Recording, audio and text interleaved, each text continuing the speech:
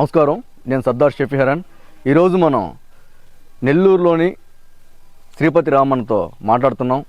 శ్రీపతి రామన్న ఒక అడుగు ముందుకేస్తే లక్షలాది మంది యువత ఆయనతో నడుస్తుంటారు. శ్రీపతి రామన్న బ్లడ్ క్యాంప్కి అనౌన్స్మెంట్ ఇస్తే ఎంతోమంది యువత ఆయన ముందుంటుంటారు. అట్లాంటి గొప్ప శ్రీపతి రామన్నని ఈరోజు మనం ఇంటర్వ్యూ చేయబోతున్నాం. అన్న నమస్కారం. అన్న నమస్తే అన్న, చాలా రోజులైంది మిమ్మల్ని కలిసి. అయితే మొన్న ఈ మధ్య బ్లడ్ క్యాంప్ పెట్టిన ఒక విధానం చూస్తే మన యొక్క స్టేట్లోనే మారు మోగిపోయింది. ఏంటని అంత ప్రేమ ఏంటి మీరంటే? వాళ్ళకి ఫస్ట్ నుంచి కూడా నేనంటే బాగా ఇష్టం. ఎందుకంటే ఎవరికైనా అవసరం అంటే నేను ఉన్నాను, లేకపోయినా నాతో ఉన్నటువంటి అన్నదమ్ములు వాళ్ళకి సాయం చేయడానికైనా సపోర్ట్ చేయడానికైనా ఫోన్ కాల్తో వాళ్ళకి ఒకసారి చెప్పిన తర్వాత వాళ్ళందరూ వెళ్ళేసి వాళ్ళకి ఆ సమయానికి సహాయం చేస్తారు. కాబట్టి అదేవిధంగా వచ్చినటువంటి ప్రతి ఒక్కరితో ప్రేమగా మాట్లాడటం, వాళ్ళకి ఏదైనా ఇబ్బంది అయినా వాళ్ళ దగ్గర ఉండడం చేస్తాం. కాబట్టి మనం అంటే కొంచెం ఇష్టం. అన్న, మీరు చేసే ర్యాలీ కొన్ని వేల మందితో బయలుదేరుద్ది. ఎట్లా మోటివ్ చేస్తారు? మీకు ఆ శక్తి రావడానికి కారణం ఏంటి? యువత ఎలా మోటివ్ అంటే మనం చేసేది నిస్వార్థంగా ఉంటుంది, స్వార్థంగా అయితే ఉండదు. కాబట్టి నిస్వార్థంగా ఎవరైతే ఉంటారో వాళ్ళందరూ నాతో ప్రయాణిస్తారు. కాబట్టి నేను అంత బలంగా ర్యాలీ అయినా కానీ ధర్నాలు అయినా కానీ చేయగలను.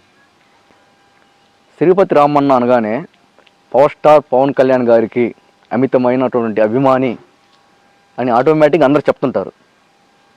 ఆ అభిమానం వెనక ఉన్నటువంటి బలమైన అభిమానం ఏంటి? బలమైన అభిమానం అంటే ఒక సినిమా చేస్తే 100 కోట్లు వస్తుంది ఆయనకి. అలాంటిది సినిమాలను వదిలి మారుమూల ప్రాంతాల్లో పక్కా పల్లెటూరులో ఆయన పాదయాత్రలు చేస్తూ అక్కడ ఉన్నటువంటి సమస్యల్ని అధికారుల దృష్టికి తీసుకొస్తూ వాళ్ళకి తగిన న్యాయం చేయాలని ఆయన ప్రత్యేకంగా ప్రజల కోసం సపరేట్గా పార్టీ పెట్టినప్పుడు ఆయన విధి విధానాలు, ఆయన ఇచ్చినటువంటి కొన్ని సందేశాలు బాగా నచ్చి ఆయనంటే బాగా ఇంట్రెస్ట్ కలిగింది. మన నెల్లూరు జిల్లాలో ఉన్న 4-5 వ్యక్తుల్లో శ్రీపతి రామన్న కూడా కళ్యాణ్ గారికి ఐడెంటిఫై అయిన వ్యక్తి. అంటే ఆ స్థాయిలో మీరు వెళ్ళారంటే మీరు చిన్నప్పటి నుంచి పవన్ కళ్యాణ్ గారికి అభిమానులుగా ఉన్నారా? ఈ మధ్యన ఈ పవన్ కళ్యాణ్ గారు పార్టీ పెట్టినప్పటి నుంచి పార్టీ పరంగా ఇష్టం, ఆయన విధి విధానాలు, ఆయన మనస్తత్వం బాగా ఇష్టం. అలాగే ఆయన మొట్టమొదట తీసినటువంటి అక్కడమ్మ ఇక్కడబ్బాయి సినిమా కాడి నుంచి అది చూసినప్పటి నుంచి ఇంకా బాగా ఆయన అంటే ఇంట్రెస్ట్ కలగడం జరిగింది. మీరు విద్యా ఫౌండేషన్ కూడా ఒక స్టార్ట్ చేస్తున్నారు. అది ఎప్పుడు స్టార్ట్ చేశారు? అది గత మొట్టమొదట వేరే పేరుతో స్టార్ట్ చేయడం జరిగింది. ఆ పేరు సరిగా లేనందువలన ఆ విద్యా ఫౌండేషన్ అనే ఒక పేరుతో మనం ఎలాగో లేనటువంటి విద్యార్థులను చదివించడం చేస్తున్నాం. కాబట్టి అదే పేరుతో మా విద్యా ఫౌండేషన్ 10 మందిలో బాగుండాలని చెప్పేసి ఇప్పటికీ ఒక 7గురిని చదివిస్తున్నాం ఈ ఫౌండేషన్ ద్వారా. ఈ విద్యా ఫౌండేషన్ ద్వారా మనం ఎంతోమంది పేదలకి ఆకలి తీర్చడం, ఎంతోమంది నిరుపేదలకి రక్తాన్ని అందించడం, తల్లి తండ్రి లేకుండా ఉండి విద్య అంటే ఇష్టపడే వాళ్ళని చదివించడం చేస్తూ ముందుకు నడుస్తూ ఉన్నాం. మీరు స్పోర్ట్స్ కూడా బాగా ఎంకరేజ్ చేస్తారని తెలిసింది. అవును. కరాటీ కానివచ్చు, రగ్బీ, అవన్నీ. అంటే పవన్ కళ్యాణ్ గారిని చూసి ఇవన్నీ చేస్తున్నారా? లేదంటే ఆ పవన్ కళ్యాణ్ గారి అభిమాని అయ్యి నా బాధ్యత అనుకుంటున్నారా? లేదా విద్యా ఫౌండేషన్ తరపు నుంచి నా బాధ్యత ఉందని అట్లా చేస్తున్నారా? ఒకటి పవన్ కళ్యాణ్ గారిని చూసి, ఒకటి 2 సమాజం డ్రగ్స్కి అలవాటు పడి ఎక్కువ శాతం మనుషులు చెడిపోతున్నారు. కాబట్టి ఏదైతే మనం చేస్తున్నామో ఇప్పుడు కరాటే కావచ్చు, రగ్బీ కావచ్చు, అలాగే క్రికెట్ టోర్నమెంట్స్ కావచ్చు, వాలీబాల్ టోర్నమెంట్స్ కావచ్చు, వీటన్నిటిలో ప్రతి ఒక్క దానిలో కూడా యువత చెడిపోకుండా ఉండడానికి మ్యాక్సిమం మనం పెట్టేటువంటి స్పోర్ట్స్ కొన్ని రోజులు గడుస్తాయి. కాబట్టి ఆ రోజుల్లో ఆట మీదే ఉంటారు. ఆ కొద్దిగైనా మనం వాళ్ళకి సపోర్ట్ చేయగలమని చెప్పేసి మనం ఆ టోర్నమెంట్స్ అలాంటివన్నీ స్టార్ట్ చేస్తూ ఉంటాం. నా పవన్ కళ్యాణ్ గారు పార్టీ పెట్టక ముందు నుంచి కూడా మీరంతా ఉన్నారు. అయితే పవన్ కళ్యాణ్ గారు మిమ్మల్ని ఇంత దగ్గరగా ప్రేమించడానికి కారణం ఏంటి? నిస్వార్థంగా ఉండడం, అదేవిధంగా ప్రతిదానికి ఆవేశపడకుండా ఆలోచిస్తూ ముందుకు అడుగు వేయడం, అదేవిధంగా మనం రాపూర్లో అండ్ మెడివేస్ డంపింగ్ యార్డ్ ఉన్నదిగా, వాటన్నిటి మీద కూడా మనం చాలా కార్యక్రమాలు చేసి ఆయనకి పవన్ కళ్యాణ్ గారికి 1-2 సార్లు ఫైల్స్ ఇవ్వడం జరిగింది. దాని పరంగా మొన్న నెల్లూరు వచ్చినప్పుడు కూడా మన గంగపూతులతో ఒక సమస్య ఉంటే ఒక లెటర్ మనం ఆర్టీసీ దగ్గర ఇచ్చినప్పుడు కూడా మనకు ఆయన లెటర్ తీసుకొని మనకు సిగ్నల్ ఇచ్చాడు. ఇలా ఇవన్నీ ఏంటంటే ఎక్కడైనా వచ్చినప్పుడు 10 మంది ఏదైనా మాట్లాడుతూ ఉంటే శ్రీపతి రాము ఎక్కడ అని మాట్లాడడం అది నాకు అదృష్టం అన్నమాట. ఇప్పుడున్నటువంటి రాజకీయ శక్తుల్లో ఒక నాయకుడు ఒకరిని పొగిడితే వెంటనే తొక్కేస్తారు. మిమ్మల్ని పవన్ కళ్యాణ్ గారు బాహ్యంగా కానివచ్చు, చిన్నర్ కానివచ్చు, నెల్లూరు జిల్లాలో శ్రీపతి రాము గారు అంటే బాగానే దగ్గరగా చూసుకుంటుంటారు. శ్రీపతి రాము గారు పవన్ కళ్యాణ్ గారి నోట్లు నానుతోరా అని చెప్పి మిమ్మల్ని ఇప్పుడు తొక్కలేదా పార్టీల్లో? అది అంతర్గతంగా జరిగాయి, కానీ వాళ్ళు ఏం చేయలేక మనం ఉన్నటువంటి విధానాన్ని బట్టి వాళ్ళు దాన్ని ఇంకేం చేయలేక అలా వదిలేశారనమాట. నా పని నేను చేసుకుంటూ ముందుకెళ్తూ ఉంటాను. అన్న, మీరు ఏ పార్టీలోకి కూడా ఇంతవరకు వెళ్ళలేదు, ఎందుకని వెళ్ళలేదు? ఇప్పుడు ఉన్నటువంటి సిచ్యువేషన్లో డబ్బు కానివచ్చు, ఇంకో ఆస్తులు కానివచ్చు, ఎర్ర చూపించి తీసుకుంటున్నారు, పెద్ద పెద్ద నాయకులు వెళ్తున్నారు. అవును, మీరు ఎందుకు వెళ్ళలేదు? నాకు ముందు నన్ను నమ్ముకొని ఒక అడుగు ముందుకేసినటువంటి నాతో ఉన్నటువంటి అన్నదమ్ములు, వాళ్ళ భవిష్యత్తు నాకు ఇంపార్టెంట్. వాళ్ళు మనం ఒకసారి ముందుకు అడిగేసిన తర్వాత మనం ఏ పార్టీలో అయితే కొనసాగుతున్నామో దానిలోనే బలంగా ముందుకు కొనసాగాలని చెప్పేసి మేమందరం ఏకాభిప్రాయంతో నిర్ణయం తీసుకొని జనసేన పార్టీలోకి రావడం జరిగింది. కాబట్టి ఇంకొక పార్టీ వాళ్ళు ప్రలోభాలు పెట్టినా, ఆల్రెడీ 2024లో జరిగినటువంటి ఎలక్షన్లో మా మీద కేసులు పెట్టడం కానీ, కక్షపూర్వకంగా కొన్ని రాజకీయ కక్షింపులు చేయడం కానీ చేశారు. అయినా కూడా జనసేన కండువ మార్చేది లేదు, అయితే జైలుకైనా వెళ్తాం కానీ కండువ అయితే మార్చమని చెప్పి కొంతమంది పెద్ద నాయకులకి కరాఖండిగా చెప్పడం జరిగింది. అన్న, ఇప్పుడు పవన్ కళ్యాణ్ గారు డిప్యూటీ సీఎంగా ఉన్నారు.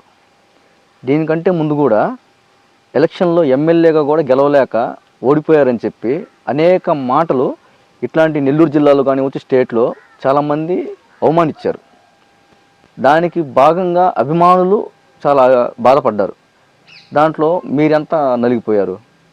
నలిగిపోయింది పక్కన పెడితే, ఆయన ఎందుకు గెలవలేకపోయాడో మైండ్లో పెట్టుకునేసి గెలుపు విధంగా, అంటే ఏ నియోజకవర్గంలో అయితే ఓడిపోయారో, ఏ కారణాల వల్ల ఓడిపోయారో వాటిని రెక్టిఫై చేసుకుంటూ ఆ నియోజకవర్గ ప్రజలు సరైన తీర్పు ఇవ్వడం జరిగింది. అదేవిధంగా నెల్లూరులో మేము బాధపడడం అంటే చాలా చాలా బాధపడడం, ఎవరికి చెప్పుకోలేనటువంటి పరిస్థితులు.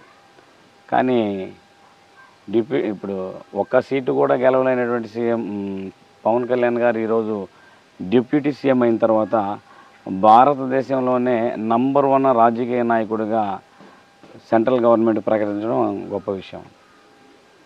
ఇప్పుడు మీరు వెలుగులోకి వచ్చారన్న కూటమి ప్రభుత్వంలో.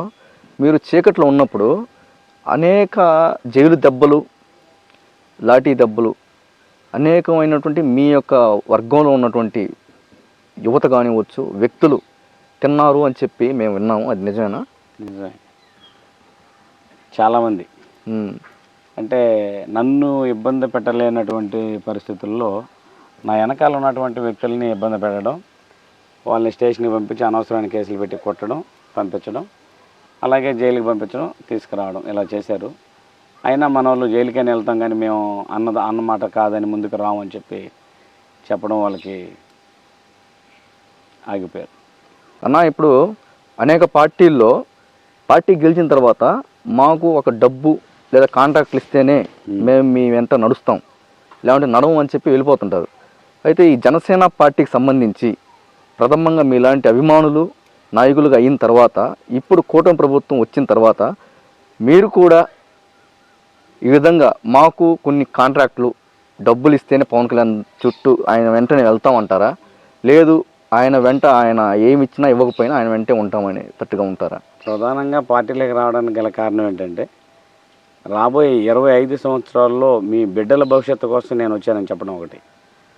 2, ఆ బిడ్డల భవిష్యత్తుని నిలబెట్టడం కోసం ఇప్పుడు ఆయనతో నడవడానికి సిద్ధంగా ఉన్నాం. అదేవిధంగా ఆయన కాంట్రాక్ట్లు ఇవ్వడం, డబ్బు ఇవ్వడం ఇలాంటి వాటితో పోల్చుకుంటే వేరే పార్టీలకు కూడా వెళ్ళొచ్చు. కానీ వెళ్ళకుండా ఆయన వెనకాల నడుస్తున్నారంటే మా బిడ్డల భవిష్యత్తు కోసం మాత్రమే.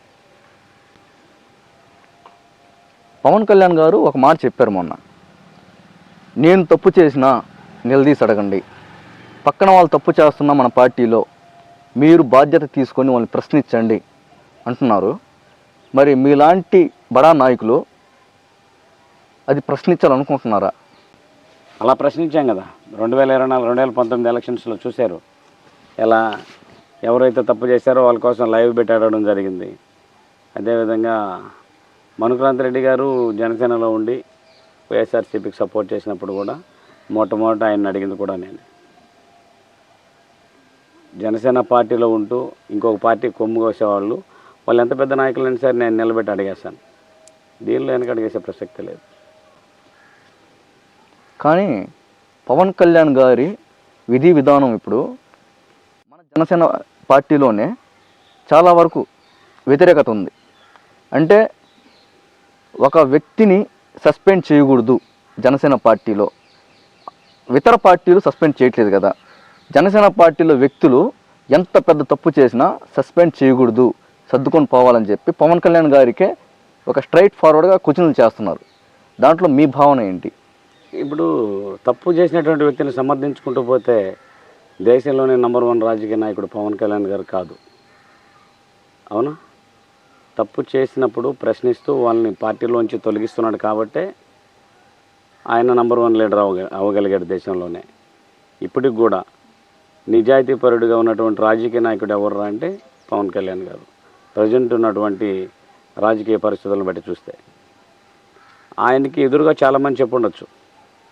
వాళ్ళంతా చెప్పి వెళ్ళిపోయిన తర్వాత ఒక నిద్రపోయి లేచిన తర్వాత మనం ఎందుకు చెప్పాము ఈ మాట అని బాధపడిన వాళ్ళు కూడా చాలామంది ఉన్నారు. పవన్ కళ్యాణ్ గారు నడుస్తున్నటువంటి నడక కరెక్ట్గా లేదని వెళ్ళిపోయినటువంటి జేడీ లక్ష్మీనారాయణరావు గారే మేము పవన్ కళ్యాణ్ గారిని అర్థం చేసుకోలేకపోయినాం అని చెప్పేసి మన ఇంటర్వ్యూలో కూడా చెప్పడం జరిగింది. అది మీరు గమనించాలి. జేడీ లక్ష్మీనారాయణ గారు వెళ్తూ ఒక మాట కూడా చెప్పారు, మొన్న కూడా ఇదే మాట చెప్పారు. చాలా జిల్లాలలో పవన్ కళ్యాణ్ గారికి మిత్రులు అనుకునే వాళ్ళు కానివ్వచ్చు, పార్టీ నాయకులు అనుకునే వాళ్ళు కానివ్వచ్చు, వాళ్ళు కోవెట్లు ఉన్నారు, ఏది కూడా కళ్యాణ్ గారికి పూర్తి స్థాయిలో చేరట్లేదు అని చెప్తున్నారు. ఇది ఎంతవరకు నిజము? మరి ఇట్లా కోవెట్లు ఉండే జిల్లాల్లో జనసేన నాయకులను చెప్పుకుంటూ వేరే పార్టీలు కొమ్ము కాసుకుంటూ అవకాశంతో వెళ్ళిపోయే వాళ్ళకి మీలాంటి బలమైన నాయకులు ఏ విధంగా కళ్యాణ్ గారికి సహాయపడగలరు? కళ్యాణ్ గారికి మనం సహాయం చేసే అంత టోలం అయితే కాదు. మనం సహాయం చేయాల్సింది ఎలాగంటే పార్టీని బలోపేతం చేసుకోవడం, గ్రామ స్థాయిలో బలంగా నిలబెట్టడం మనం చేయాల్సినటువంటి పని.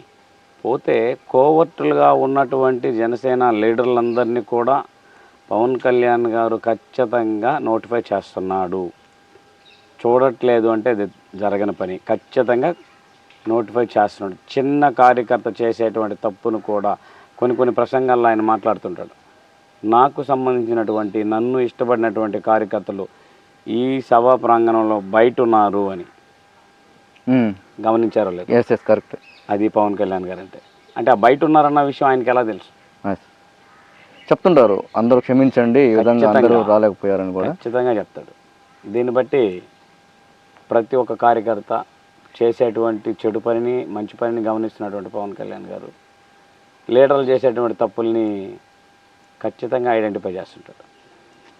అన్న ఫ్యూచర్లో 2029లో జనసేన పార్టీ అనేది నిజాయితీగా ఇంకొంచెం ముందుగా నిలబడే అవకాశం కనిపిస్తూ ఉంది. కానీ ఈ జనసేన నాయకుల్లోనే మంచి చెడు కొట్లాటలు కూడా జరుగుతున్నాయి. ఈ యొక్క కొట్లాటలో జనసేనకి చాలా చెడ్డ పేరు కూడా వచ్చే క్రమంలో కళ్యాణ్ గారి మౌనం అనేది వీడితే బాగుంటుందని కొంతమంది అనుకుంటున్నారు. కళ్యాణ్ గారు మౌనం వీడకుండా మౌనంతోనే ఉంటే మంచిదని కొంతమంది అనుకుంటున్నారు. మీ ఉద్దేశం ఏంటి? ఆయన మౌనంగా ఉంటూనే పాలిటిక్స్ చేసుకుంటే మంచిదా, మౌనం వీడి ఆయన పార్టీని కూడా క్రమశిక్షణతో చేసుకుంటూ తప్పు చేసిన వాళ్ళని దండించుకుంటూ జనాల కోసం వెళ్తే మంచిదని మీరు భావిస్తున్నారా? ప్రజల కోసం ఆయన ఎప్పుడూ ఉంటాడు. అదేవిధంగా పార్టీలో ఉన్నటువంటి కొంతమంది గురించి ఇప్పుడే మాట్లాడుకున్నాం కదా, ఆయన ఐడెంటిఫై చేస్తుంటాడు. దాని గురించి మనం దిగులు పడాల్సిన అవసరం లేదు. ఆయన ఇప్పుడు మౌనంగా ఉన్నాడంటే మేధావులు మౌనంగా ఉండడమే సమాధానం. ఆ మౌనం వెనకాల ఎన్నో ఆన్సర్లు ఉంటాయి, ఎన్నో జవాబులు ఉంటాయి. వాటన్నిటిని తీసుకునే శక్తి ప్రజెంటు జనసేన కార్యకర్తలకి లేదు. కాబట్టి ఆయన ప్రజెంట్ మౌనం వహిస్తూ పార్టీని బలోపేతం దిశగా తీసుకెళ్ళడం మంచిదని నా అభిప్రాయం. మీకు ఇటీవల గూడూరు వెంకటగిరి నియోజకవర్గాల్లో సమన్వయకర్తగా ఇచ్చారు. మరి మీ మొదటి కార్యక్రమం ఏం చేయబోతున్నారు గూడూరు డివిజన్లో? గూడూరు డివిజన్లు అంటే ఇంకా అజయ్ సార్ వచ్చిన తర్వాత ఆయన సమక్షంలో ఆయనతో మాట్లాడి గూడూరులో మరియు వెంకటగిరిలో ప్రోగ్రామ్స్ చేస్తాం. అదేవిధంగా గూడూరులో మారుమూల ప్రాంతాల్లో కనీస రోడ్లు మరియు లైట్లు, కనీసం పక్కా ఇళ్ళు అంటే కాలనీ ఇళ్ళు కూడా లేనటువంటి గ్రామాలు కొన్ని ఉన్నాయి సముద్ర తీర ప్రాంతాల్లో. సుమారు అక్కడ ఒక ప్రెగ్నెన్సీ లేడీకి నొప్పులు వస్తే అక్కడి నుంచి తీసుకొని మెయిన్ రోడ్లోకి రావడానికి ఒక గంటన్నర టైం పడుతుంది 2 కిలోమీటర్లు రావాలంటే. అలాంటి రోడ్ల పరిస్థితులన్నింటినీ కూడా ఎమ్మెల్యే కూటమి నాయకులు అయినటువంటి ఎమ్మెల్యే సునీల్ గారి దృష్టికి తీసుకెళ్తామని తెలియజేస్తాం. కళ్యాణ్ గారు ఇప్పుడు దాకా కమిటీలు వేయలేదు అని చెప్పి చాలామంది అసంతృప్తితో ఉన్నారు. కొంతమంది ఆలోచించి కమిటీలు వేస్తారు అని చెప్పి ఉన్నారు. కొంతమంది లేదు కళ్యాణ్ గారికి సూట్ కేసులు ఇచ్చేస్తే పని అయిపోద్దని కొంతమంది భావంతో ఉన్నారు. కొంతమంది కష్టపడి పని చేసుకుంటూ వెళ్తూ ఉంటే కళ్యాణ్ గారు గుర్తించి పదవులు ఇస్తారని కొంత భావనలో ఉన్నారు. మీరు ఏ భావనకి చెందిన వాళ్ళు? నేనైతే కార్యకర్తగా ప్రజల్లోకి వెళ్ళి ప్రజల సమస్యలు తెలుసుకొని అధికారుల దృష్టికి తీసుకెళ్ళి ఆ సమస్యల పరిష్కార దిశగా తీసుకెళ్లే పరిస్థితిలో నేనున్నా. సూట్ కేసులు ఇస్తున్నాం పవన్ కళ్యాణ్ గారికి అంటే మన ఆంధ్రప్రదేశ్లో పవన్ కళ్యాణ్ గారికి సూట్ కేసు ఇచ్చేంత దమ్మున్న మగోడు లేడు, ఆయన కొనే సత్తా ఉన్నటువంటి నాయకుడు లేడు. అన్న, ఇప్పుడు శ్రీపతి రామన్న అంటే ఇక్కడ ఉన్నటువంటి నెల్లూరు జిల్లాలో ఉన్న ప్రతి కాలేజ్ స్టూడెంట్కి కానీ ప్రతి పార్టీ నాయకుడికి తెలుసు. అంటే మీరు ఇంత పేరు రావడానికి కారణం కానివచ్చు, మీ బ్యాక్గ్రౌండ్కి, మీ రాజకీయ బ్యాక్గ్రౌండ్, మీ ఫ్యామిలీ బ్యాక్గ్రౌండ్లో ఎవరైనా రాజకీయ నాయకులు ఉన్నారా? రాజకీయం అంటే తెలియని వ్యక్తులు మా ఫ్యామిలీలో ఫస్ట్ ఇలా రాజకీయంలోకి అడుగుపెట్టిన వ్యక్తిని నేనే. అదేవిధంగా జనసేన పార్టీ మా మొట్టమొదటి అడుగు జనసేన పార్టీలోకే అలాగే కొనసాగుతున్నాం. మా ఫ్యామిలీకి ఎత్తుకుంటే మా అమ్మ అన్న మా మేనమామ ఎప్పుడో నేను చిన్నపిల్లడప్పుడు వార్డు మెంబర్గా వేయడం జరిగింది. ఇంకా మా ఫ్యామిలీ పరంగా ఎత్తుకుంటే ఎవరు రాజకీయ నాయకులు లేరు. ఎవరి పాటికి వాళ్ళు కష్టపడి పని చేసుకునే వ్యక్తులే. అందరూ పొలం పనులు చేసుకునేవాళ్ళు, కూలి పనికి వెళ్ళేవాళ్ళు. ఇలా ఉన్నాం మేము కూడా నిద్రలేసి కూలి పని చేసుకొని జీవనం సాగించేవాళ్ళు. కానీ ఎందుకో పవన్ కళ్యాణ్ గారు పార్టీ పెట్టిన తర్వాత మాలాంటి భవిష్యత్తులు బాగుపడినా పడకపోయినా మా బిడ్డల భవిష్యత్తులు బాగుపడతాయని ఒక ఉద్దేశంతో జనసేన పార్టీలోకి రావడం జరిగింది. అన్నగారు, మీరు విద్యా ఫౌండేషన్ స్థాపించి అనేక మందికి సేవ చేస్తున్నారు. అయితే ఆ ఫౌండేషన్ పెట్టడానికి ముఖ్య ఉద్దేశం ఏంటి? విద్య అనే పేరు పెట్టడానికి గల కారణం ఏంటి? నాకు ఈరోజు చేసుకొని తినే శక్తి నాకుంది, చేసుకొని తినగలను. అదేవిధంగా కనీస తల్లిదండ్రులు లేక రోడ్ల పక్కన పేపర్లు ఏరుకుంటూ, చెత్త కాగితాలు ఏరుకుంటూ, వానకు తడుస్తూ, ఎండకు ఎండుతూ తిరిగేటువంటి ఎంతోమంది కడుపు నింపడం కోసం మాత్రమే విద్యా ఫౌండేషన్ అనే పేరు పెట్టాను. అదే విద్యా ఫౌండేషన్ అనే ఎందుకు పెట్టాలనుకున్నానంటే మా చెల్లెలు భర్త పేరు విద్యాసాగర్. వాడు కరోనా టైంలో చనిపోయాడు. వాడంటే మా అందరికీ చాలా ఇష్టం. వాడి పేరు మీద ఎన్నో సేవా కార్యక్రమాలు చేయాలని ఒక ఉద్దేశంతో ఆ విద్యా ఫౌండేషన్ అని పెట్టాను. మిమ్మల్ని జీవితంలో అత్యంత బాధ కలిగించిన విషయం ఏందన్నా? Corona time. మీ ఫ్యామిలీ పరంగా అంటే బాధలు అంటే వస్తూ ఉంటాయి, పోతూ ఉంటాయి. అత్యంత బాధ పెట్టిన విషయం ఏంటంటే నాకు బాగా తెలిసిన తర్వాత, నాకు యావరేజ్గా తెలిసిన తర్వాత తండ్రిని కోల్పోవడం, నాకు బాగా తెలిసిన తర్వాత తండ్రిలాగా తల్లిలాగా చూసుకున్న అన్నను కోల్పోవడం. అన్న మరణం మీకు చాలా బాధను కలిగించిందని చెప్పి మేము విన్నాం. అవును. అయితే చాలామంది నెల్లూరు జిల్లాలో గెస్ట్ చేసింది అన్న మరణం తర్వాత శ్రీపతి రాము గారు ఒక గ్యాంగ్స్టర్ అవుతాడు అని చెప్పి అనుకున్నారు. కానీ మీరు ఒక విద్యా ఫౌండేషన్కి ఫౌండర్ అయ్యి సేవ చేసే మార్గం ఎంచుకున్నారు. మీకు అన్నమరణం తర్వాత ఆ ఛాయలు అట్లా ఎందుకు వెళ్ళాలని అనిపించలేదా గ్యాంగ్స్టార్ వైపు? లేదా ఇట్లా వెళ్ళడానికి కారణం ఏంటి? ఒక ఫౌండేషన్ పెట్టి ఫౌండర్గా మారడానికి కారణం ఏంటి సేవ మార్గంలో? గ్యాంగ్స్టర్ అవుతారు అనుకున్న వ్యక్తులు ఎవరో తెలియదు, కానీ ఆ గ్యాంగ్స్టర్ అంటే ఏంటో తెలియదు ఫస్ట్. ఇంకోటి ఏంటంటే సహజంగా ఒక మనిషి పుట్టి పెరిగినప్పుడు చిన్న చిన్న గొడవలు జరుగుతూ ఉంటాయి, అయిపోతూ ఉంటాయి. ఇప్పుడు ఒకరు నలుగురిని కొట్టిన తర్వాత వాడు తోపు తురుమని మాట్లాడుకుంటారు. ఆ విధంగా చిన్న చిన్న గొడవలు ఏమైనా జరుగుంటాయి, కానీ గ్యాంగ్స్టర్లు అంత దూరం ఎంత అయితే మనకు తెలియదు. అంత దూరం గొడవలు జరుగుతాయని కూడా తెలియదు అనమాట.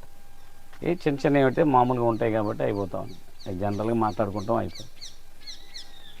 అన్న ఇప్పుడు మీ పైన కూడా ప్రత్యర్థులు కొంతమంది ఉంటారు. అయితే మీరు వాళ్ళకి ప్రతిచర్యగా సమాధానం చెప్పుకుంటూ వెళ్ళాలనుకుంటున్నారా? లేదు అవన్నీ కాదు, నేను నా సర్వీస్ చేసుకుంటూ సేవా మార్గంలోనే వెళ్తుంటాను అనే మార్గం ఎంచుకున్నారా? చర్యకు ప్రతిచర్య అనుకుంటే జస్ట్ 1 month బ్యాక్ మా పెద్ద అబ్బాయి మీద దాడి చేయడం జరిగింది. నాతో ఉంటూ నా ఎదుగుదలను తట్టుకోలేని కొంతమంది వ్యక్తులు అబ్బాయిని గొడవలు పెట్టి కొట్టడం జరిగింది. హాస్పిటల్లో కూడా 3 days అడ్మిట్ చేసాం. ప్రతిచర్య అనుకొని నేను అనుకున్నుంటే ఆ రోజు గొడవ జరిగి ఉండాలి. ప్రతిచర్య అన్న మరణం తర్వాత ప్రతిచర్య అన్న విషయం మనకు అసలు తెలియదు, ఇంకా అక్కడికి మర్చిపోయామంతే. కాబట్టే జనసేనలో ఉన్నటువంటి నెల్లూరు జిల్లాలో ఉన్న ప్రతి ఒక్క నాయకులు, అదేవిధంగా ఏపీ టిడ్కో చైర్మన్ వేములపాటి అజయ్ కుమార్ గారు డైరెక్ట్గా హాస్పిటల్కి రావడం జరిగింది. ఫోన్ చేసి ఆయన ఎస్పీ గారితో మాట్లాడడం జరిగింది. నెల్లూరు జిల్లా నాయకులు నూనెమల్లికార్జున యాదవ్ గారు, అదేవిధంగా గునుకుల కిషోరన్న గారు, సుజయ్ బాబు గారు, పావుజన్ చంద్రశేఖర్ రెడ్డి గారు, ఆల్యా మేడం గారు, ఈ విధంగా చాలామంది నాకు చాలా సపోర్ట్ చేయడం జరిగింది. అదేవిధంగా కూటమి నాయకులైనటువంటి కోటమిరెడ్డి శ్రీధర్ రెడ్డి గారి దగ్గరికి మేము వెళ్ళినప్పుడు వారి అన్నదమ్ముడైనటువంటి గిరన్న గారు, అదే శ్రీధర్ రెడ్డి గారు కూడా నీకేం అవసరమైనా మా దగ్గరికి రమ్మా మేము చేస్తామని చెప్పి వాళ్ళు కూడా చాలా వరకు మనకి మంచి చేయడం జరిగింది. నెల్లూరు రూరల్లో కోటమిరెడ్డి శ్రీధరన్న గారు అలాగే గిరిధరన్న గారు మీరంటే చాలా ఇష్టపడతారు, మీరు కూడా వాళ్ళని చాలా ఇష్టపడతారు అని చెప్పి మీరంత పేరుని తెచ్చుకున్నారు. దానికి మీ యొక్క పరిచయం వాళ్ళతో ఎప్పటి నుంచి ఉంది? అంటే నెల్లూరు రూరల్ ప్రజలందరికీ కోటమిరెడ్డి శ్రీధర్ రెడ్డి గారు, కోటమిరెడ్డి గిరిరెడ్డి గారు ప్రతి ఒక్క కుటుంబంలో పెద్ద కొడుకు చిన్న కొడుకు లాగా అనమాట. ఇంకా ఆ ఇంట్లో ఎవరున్నా సరే మూడో కొడుకు లెక్క.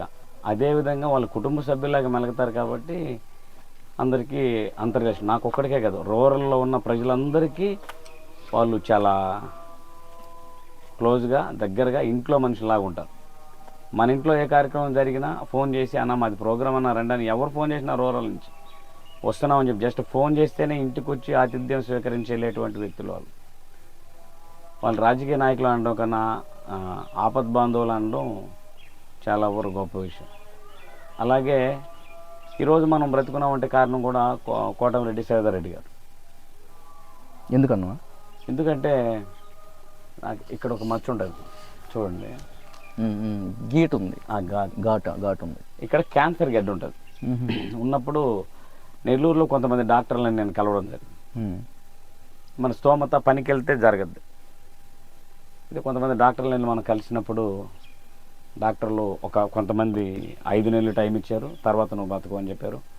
కొంతమంది 4 నెలలు టైం ఇచ్చారు, తర్వాత నువ్వు బ్రతుకు అని చెప్పారు. ఈ డీటెయిల్స్ నేను ఇలా జనసేన పార్టీలో ఉంటూ నేను హాస్పిటల్కి తిరుగుతూ ఉంటే ఈ విషయాన్ని కనుక్కున్నటువంటి, అంటే చూడండి నేనున్నది జనసేన పార్టీలో. అప్పుడు కోటమిరెడ్డి శ్రీధర్ రెడ్డి గారు జనసేన వైసీపీలో ఉన్నారనుకుంటా. అంటే ఆయన ఏ పార్టీ అయినా కానీ రూరల్ ప్రజలు ఇబ్బంది పడుతున్నారు అంటే వాళ్ళ డేటాను వాళ్ళు తీసుకుని వాళ్ళకి సాయం చేయడం వాళ్ళకి అలవాటు. అదేవిధంగా ఆ రోజు కూడా నన్ను పిలిచి మాట్లాడి నువ్వు జనసేన పార్టీలో కొనసాగరా, నువ్వు మా పార్టీలోకి రావద్దు, ముందు ఆపరేషన్ చేయించుకోరని చెప్పేసి వాళ్ళ అల్లుడు గారిని పిలిపించి చెన్నై హాస్పిటల్కి విజయ హాస్పిటల్కి పంపించి ఆపరేషన్ చేసి ఈరోజు నేను మీ ముందు నిలబడినానంటే కారణం ఆ వ్యక్తులు, కోటమిరెడ్డి శ్రీధర్ రెడ్డి గారు. చాలా ఆశ్చర్యంగా ఉందన్న, ఇంత జాగ్రత్తగా ఇంట్లో మనిషిలాగా చూసుకునే నాయకులు మన నెల్లూరులో ఆంధ్రప్రదేశ్లో కూడా అలాంటి వ్యక్తులు ఇంకెక్కడ కనబడరు. చాలా గొప్ప విషయం అన్న. ఇది కూడా మీరు మాకు చెప్తేనే ఈరోజు తెలుస్తూ ఉంది.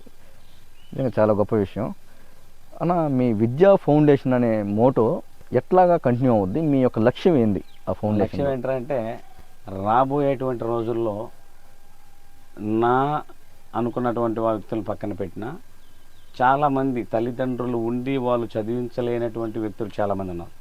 మంచి ఇంటెలిజెంట్ స్టూడెంట్స్ ఉన్నారు. వాళ్ళని ఉజ్వల భవిష్యత్తుగా తీసుకెళ్ళడం. 2, ఇదే విద్యా ఫౌండేషన్ ద్వారా నెల్లూరు జిల్లాలోనే ఎవరికి కూడా రక్తం దొరకలేదు అనకుండా విద్యా ఫౌండేషన్ శ్రీపతి రాముకు ఫోన్ చేస్తే రక్తం దొరకద్ది అని ఒక ఉద్దేశంతో ఇంకా ముందుకు తీసుకెళ్తాను. ఇప్పటికే మనం బ్లడ్ క్యాంపులు పెట్టిన తర్వాత కూడా ఒక్కొక్క రోజు 5 ప్యాకెట్లు, ఒక్కొక్క రోజు 6 ప్యాకెట్లు, అలాగా మనకు 90% కూడా మనకు బ్లడ్ బ్యాంకులు బాగా సపోర్ట్ చేస్తాయి.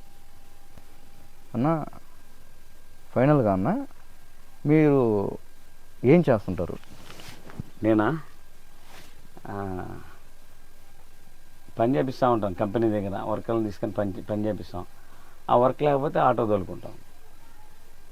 కానీ శ్రీపతి రామన్ అంటే ఎక్కువగా సర్వీస్ చేసే వ్యక్తే అని చెప్పే స్టూడెంట్స్ కానీ యూత్ కానీ జనాలందరూ కూడా చేస్తుంటారు. మీరు ఒక 2 సంవత్సరాల ముందు ఒక సైదాపూర్ మండలం మైనింగ్ సంబంధించిన స్కూల్ గురించి మాట్లాడిన ఒక 15 రోజుల తర్వాత తిరుపతి ఎంపీ గురుమూర్తి గారు అట్లాగే కొంతమంది ఎమ్మెల్యేలు ఆ ప్రాంతాన్ని సందర్శించి పార్లమెంట్లో మాట్లాడి అక్కడ వసతుల్ని చాలా వరకు చేశారు అని చెప్పి తెలిసింది. అంటే అంత దూరం నెల్లూరు నుంచి అంత దూరం పోవడానికి కారణం మీరు అంత కష్టపడి అక్కడ కూడా వెళ్ళి చేయడానికి సొంత లాభం లేనిది ఎవరు అట్లా చేయరు. మీరు చేసే కార్యక్రమాల్లో కూడా మీ కృషితో పాటు కంటే కూడా మీ తపన కనిపిస్తూ ఉంది. అంటే మీరు అంత దూరం పోతున్నారంటే కారణం దాంట్లో మీ విధానం ఏంటి? గతంలో జరిగినటువంటి సిచ్యువేషన్ అది. అక్కడ ఉన్నటువంటి మైకా స్కూల్ 70 పడకల ఉన్నటువంటి హాస్పిటల్ ఒకటి, బ్యాంక్ ఒకటి, అదేవిధంగా స్కూల్ మొత్తం టోటల్ 70 ఎకర్స్ అది మొత్తం. ప్రజెంట్ అప్పుడు నేను అక్కడికి వెళ్ళినప్పుడు ఇక్కడ 50 మంది స్టూడెంట్స్ మాత్రమే ఉన్నారు. అక్కడ సార్ వాళ్ళతో మాట్లాడడం జరిగింది. అక్కడికి ప్రధానంగా నేను ఎలా రాగలిగానంటే మీరే కారణం. షఫీహారన్ మీరే తీసుకొని వెళ్ళి మీరు చెప్పారు అక్కడ ప్రాబ్లం ఉందన్న, రండి మాట్లాడాలి అని. అప్పుడు నేను రెంట్ కార్ తీసుకొని వచ్చాను. రెంట్ కార్ తీసుకొని నాతో ఒక 4 వచ్చి ఆ తర్వాత అక్కడ మొత్తం చెట్లు ఏ విధంగా వచ్చినాయి మొత్తం మీ సమక్షంలోనే చూసి అవి మొత్తం చేసి నోటిఫై చేసి మీడియాని మీరే పిలిపించారు. మీ ముందే మాట్లాడిన తర్వాత ఎంపీ గురుమూర్తి గారు పార్లమెంట్లో దాన్ని మాట్లాడడం జరిగింది. ఈరోజు మీరు ఇచ్చినటువంటి ఇంటిమేషన్ ప్రకారం అయితే 150 మంది స్టూడెంట్స్ ఉన్నారని, టీచర్స్ ఇంకా 10 మెంబర్స్ ఉన్నారని చెప్పి తెలిసింది. ఆ మైకా స్కూల్స్ని అవి గతంలో దాన్ని రాజులు పరిపాలిస్తూ ఉన్నప్పుడు బాగుండిందన్నారు. తర్వాత ప్రైవేట్ స్కూల్స్ పడ్డ తర్వాత అది డ్రాప్ అయిందన్నారు. తర్వాత మీ సమక్షంలో దాన్ని మేము చేయగలిగినాం. ఇప్పుడు కూడా వాళ్ళు వెంకటగిరి రాజా గారులే దానికి టీచర్లకి జీతాలు ఇస్తున్నారు. తర్వాత మీరు వచ్చిపోయిన తర్వాత కూడా వీళ్ళు ఎంపీలు వాళ్ళు కూడా వచ్చి చేస్తున్నారన్న. అయితే శ్రీపతి రామన్న ఒక చెయ్యి ఎత్తితే వేల మంది యువత ఆగుతారు. కాలేజీల్లో మీ ఫోర్స్ ఎక్కువగా బలంగా ఉంది. నిజంగా చెప్పాలంటే 2 వర్గాల ముందు గొడవ జరిగితే శ్రీపతి రామన్న వర్గం ఏం చెప్తే అదే కాలేజీలో బలంగా వినిపిస్తూ ఉంది. శ్రీపతి రామన్న అంత బలంగా ముందుకు పోవడానికి ప్రతి యువతలో ఉండడానికి ఏంటి కారణం? నిజాయితీ, న్యాయం ఇటుపక్క ఉంటే అటుపక్కే రాము మాట్లాడతాడు. తప్పు నాతో ఉన్న వ్యక్తులు తప్పు చేసినా దాన్ని నేను ఖండిస్తాను, వాళ్ళ తల్లిదండ్రులకు తెలియజేస్తాను. అదేవిధంగా తప్పు చేసినటువంటి వ్యక్తిని ఒకసారి చెప్తాం, 2 సార్లు చెప్తాం, 3వ సారి నా దగ్గర రాను.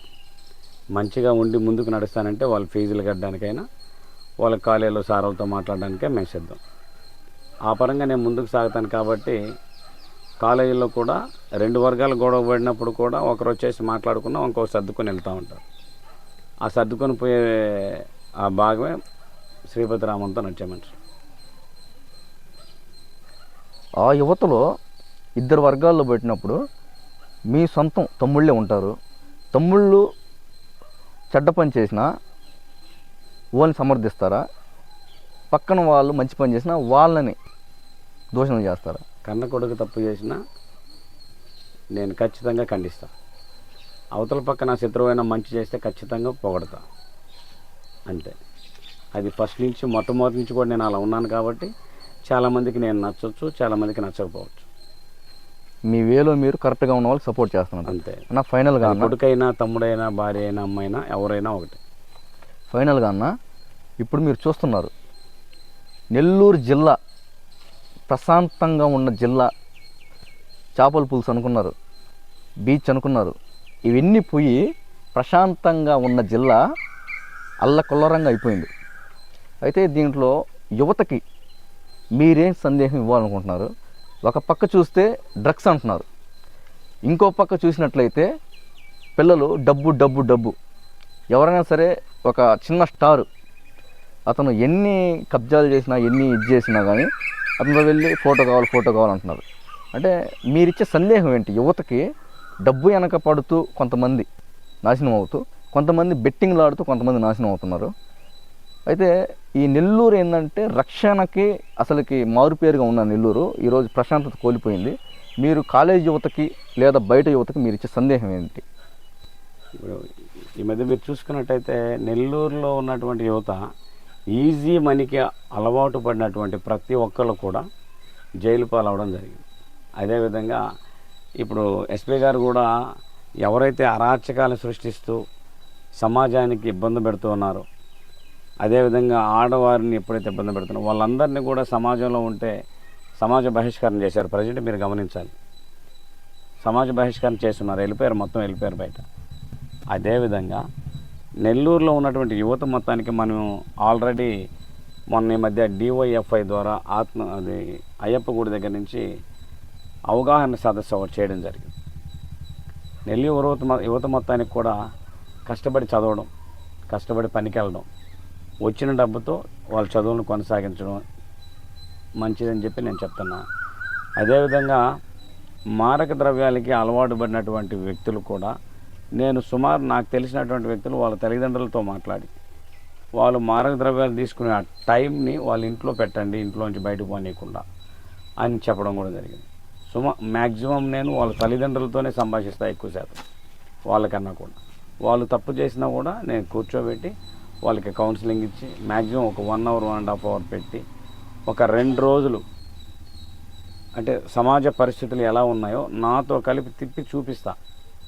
మీరు కష్టపడితే ఎలా ఉంటుంది, ఈజీ మనీకి అలవాటు పడితే ఎలా ఉంటుంది, మీరు మీ తల్లిదండ్రులకి ఇవ్వాల్సిన భవిష్యత్తు ఇది అని చెప్పేసి మంచి మార్గాన్ని చూపిస్తాం. ఇప్పుడు నిన్న మొన్న కూడా మనం చూస్తున్నామన్న, ఈ యొక్క కాలేజీలో సంబంధించి ఈ మాఫియాలు కానివ్వచ్చు, అట్లాగే కాలేజీలో మరణాలు, బయట కూడా మరణాలు, చంపుకోవడాలు, కొట్టుకోవడాలు, వీటికి పోలీస్ శాఖకి మీలాంటి బలమైన నాయకులు మద్దతుగా ఉంటున్నారా? పోలీస్ శాఖ మద్దతు అన్నదానికన్నా కూడా కాలేజీలో జరిగేటువంటి సహజ మరణాలు అంటే అవి ఎలా అంటే కొంతమంది స్టూడెంట్స్ బాగా చదువుతారు కానీ చనిపోతారు. దానికి కారణం ఏంటో తెలుసా? వాళ్ళకి ఇష్టమైన చదువుని చదవనీయకుండా తల్లిదండ్రులకి ఇష్టమైనటువంటి చదువుని చదవాలని చెప్పి ప్రలోభాలు పెట్టడం ఒకటి. అదేవిధంగా తల్లిదండ్రులకి ఏమీ తెలియకపోతే వాళ్ళకి బయట వాళ్ళు సలహా ఇస్తారు, ఇది చదివితే నీ బిడ్డ బాగుంటుంది, ఫ్యూచర్లో బాగుంటుందని. దాని తల్లిదండ్రులు ఆ బిడ్డ మీద నూరిపోయడం అంటే వాళ్ళ ఎయిమ్ వేరే ఉంటుంది. వాళ్ళ ఎయిమ్ ఏదైతే ఉంటుందో దాని పరంగా వెళ్తే మ్యాక్సిమం సుమారు కాలేజీలో జరిగేటువంటి చాలా మరణాల వరకు మనం ఆపచ్చు. మీరు మీ యువత శక్తితో తొందరలో చేయబోయే కార్యక్రమం ఏంది? తొందరలో అంటే ఒక 2 నెలల ఆ టైం పెట్టుకునేసి నెల్లూరులోని ఒక 2000-3000 మందితో ఎస్పీ గారు పర్మిషన్ తీసుకునేసి అలాగే రాజకీయ నాయకులందరినీ కూడా ఇన్వాల్వ్ చేసి ఈ డ్రగ్స్ మీద పిల్లలు పడుతున్నటువంటి బాధలన్నింటినీ కూడా ఒక అవగాహన సదస్సుగా ఒకటి, అవగాహన ర్యాలీగా ఒకటి చేసే క్రమంగా ప్లాన్ చేస్తాం. సరే అన్న, ఫైనల్గా ఈ క్వశ్చన్ అడిగి మిమ్మల్ని ముగిస్తాము.